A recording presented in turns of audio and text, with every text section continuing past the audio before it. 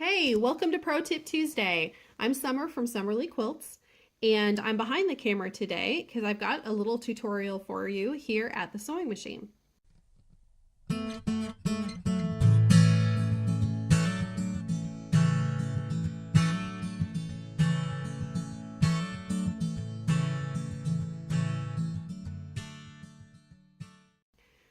So what I am doing right now is I'm getting ready to finish my binding using my sewing machine instead of hand stitching, and I'd like to show you how I do that. What I've done so far is I have cut 2.5-inch strips.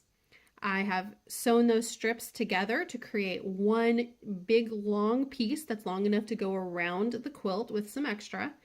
And then I have sewn this to the back side of the quilt using a 1/4-inch seam allowance. Now I'm going to use this binding, this fabric, and I'm going to fold it over, and we're going to stitch it to the top of the quilt using the sewing machine. Now what I have discovered for me, I like to start at a corner and work my way around the quilt.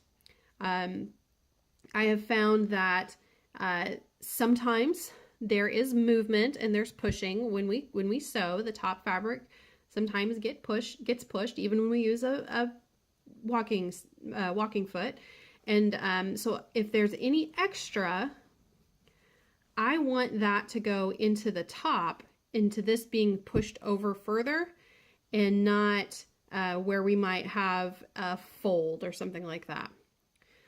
So the first thing that I'm going to do is I'm going to trim my corner. What this does is it takes off this excess and allows the binding to make the point instead of forcing it with the thickness underneath. So if you can see here, there's this little corner where the stitches meet. I just want to make sure that I don't go that far in and break the stitches. So I'm just going to take the corner off at like kind of a 45-degree angle, just like that. And now I'm going to fold this over. And I push my thumb up here and pull this up so I get kind of a taut rectangle, or a triangle up here, sorry, and to pull this straight. So what I'm wanting to do is to cover the stitch allowance that's on the side. I want to make sure that this comes over that so that it can't be seen, okay? Then I'm going to slide this under my machine here, and I'm going to use a walking foot so that all the layers are being pulled through at the same speed.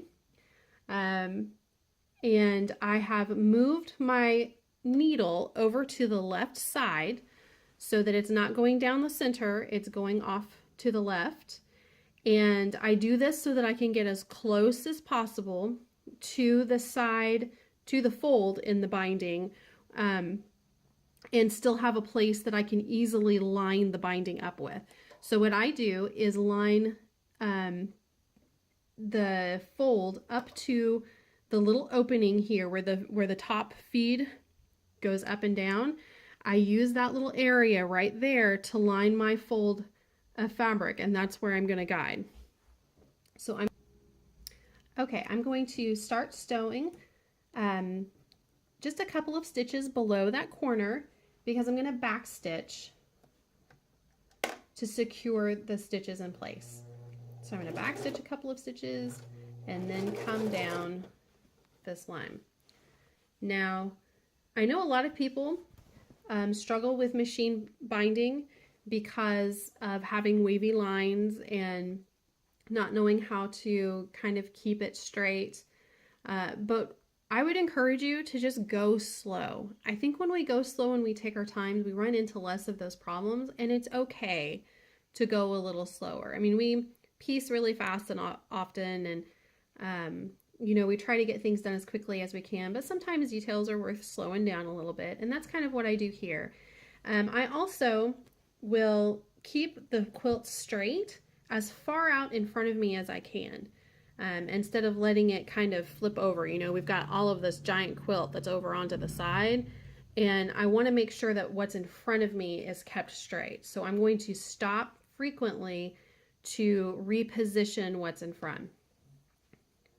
And I hold back here and I keep my thumb close and I let the feed dogs bring the quilt in. Instead of me trying to push it or guide it, I just want the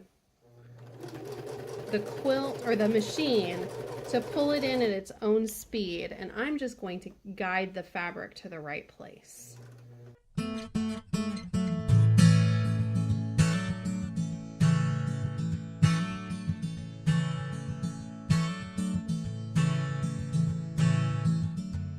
Okay, so I am almost to the corner here, and I want to show you how I turn the corners to finish it up. So I've got this little piece here, and I am going to work my way down.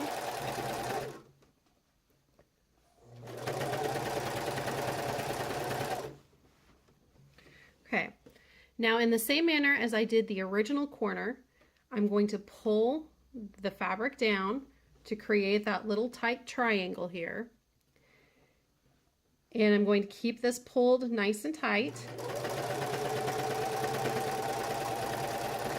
And then right before I get down to it, I'm going to fold this corner up over the top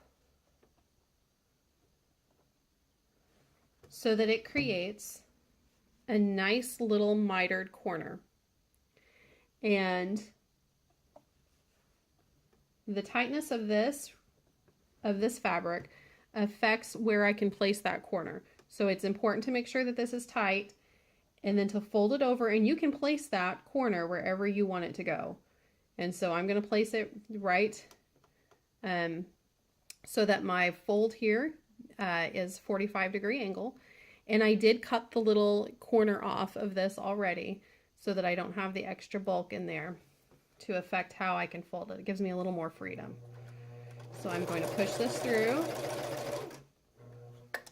make sure that that corner gets to stay where I want it, and then I watch to where I cross into the fabric that's going to go along this side. I put my needle down, I raise the pressure up, raise the foot up, and then turn the quilt. And then I can fold this over, put the foot back down, and continue along this side, just like that. So as you can see,